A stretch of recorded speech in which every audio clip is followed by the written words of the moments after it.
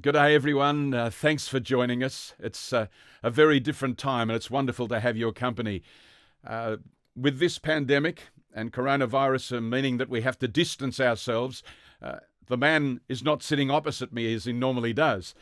But Alex Jamieson from AJFinancialPlanning is joining us via conference call. So, Alex, it's great to see you, mate. Welcome. Thanks, Greg. Great to be here. Now listen, you look very well, and I've been listening to your updates, and I've got to say the bell curve, looking at the peak of coronavirus at the end of March to where it is now, is an aesthetically a beautiful thing to look at. But I'd more particularly, what's your take on COVID-19?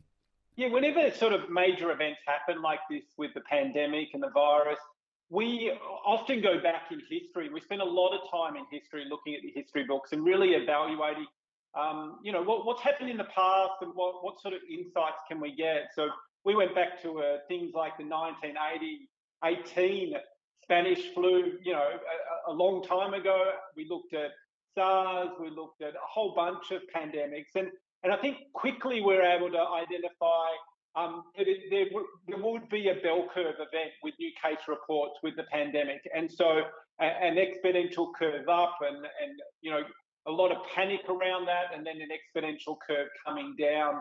And so our viewpoint very much was, as we started to reach the peak of that sort of event with the new case reports, the market would start to try to anticipate that recovery in the share market too. And then once the peak was in, the share market would also start to see some further confidence that the data and their data points were holding true, and we'd start to see a bit of recovery as well.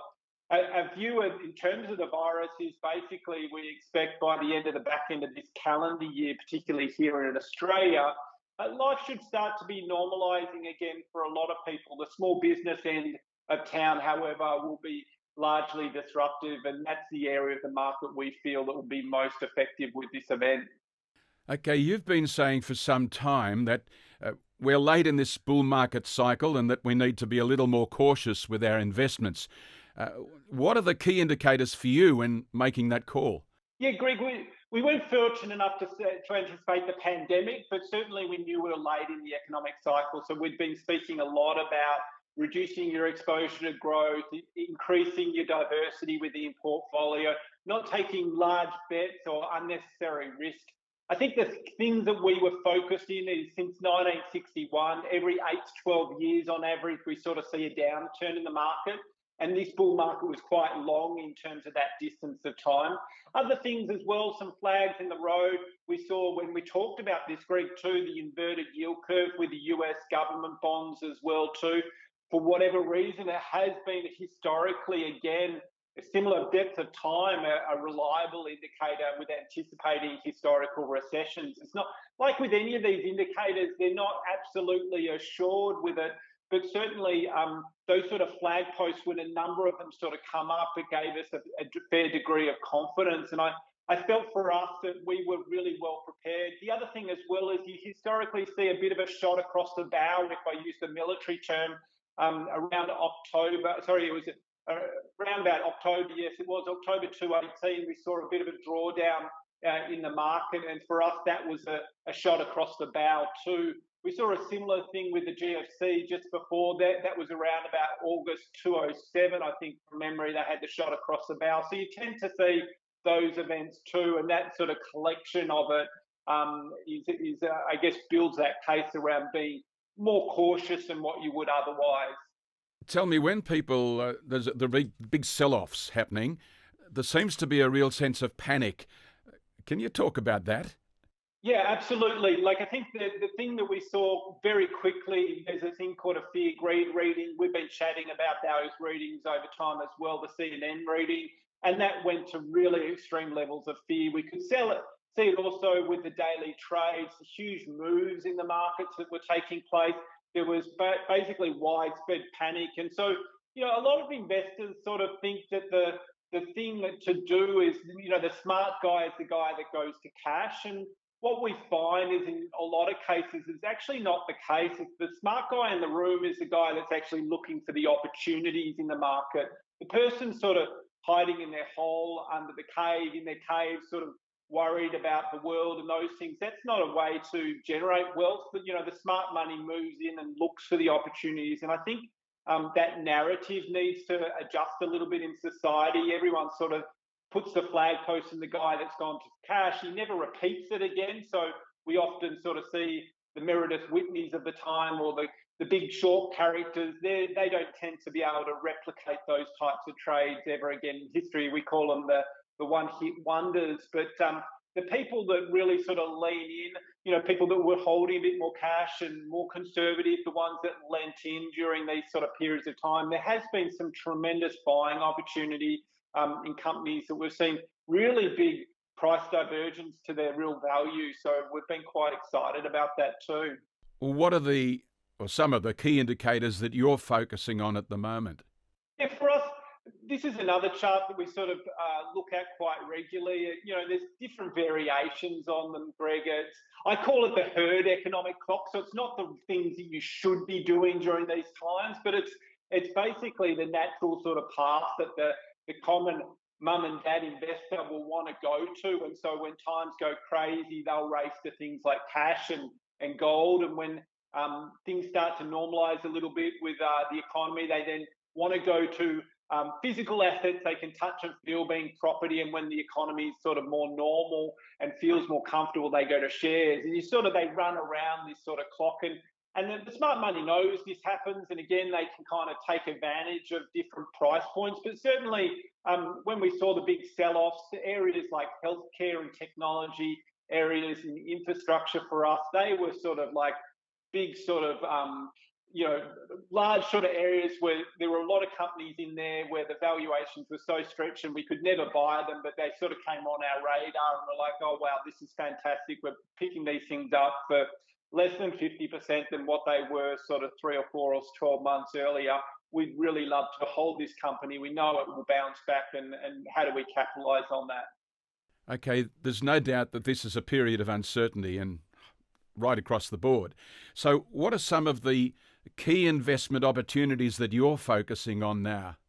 Yeah, I think the biggest uncertainty, so whenever we think about uncertainty, it's also the opportunity. So markets, there's a general sort of market philosophy that says, an individual share is priced to perfection, and it assumes that the investor is perfect in the pricing of that share. And these sort of large shakeouts sort of really demonstrate how irrational people can get, and happy to sort of make really crazy sort of decisions around it.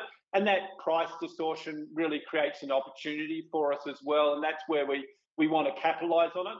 Normally when markets are fairly optimised or the economies are fairly going smoothly, those price differentials aren't there, but certainly they get really extreme, that can sort of take place.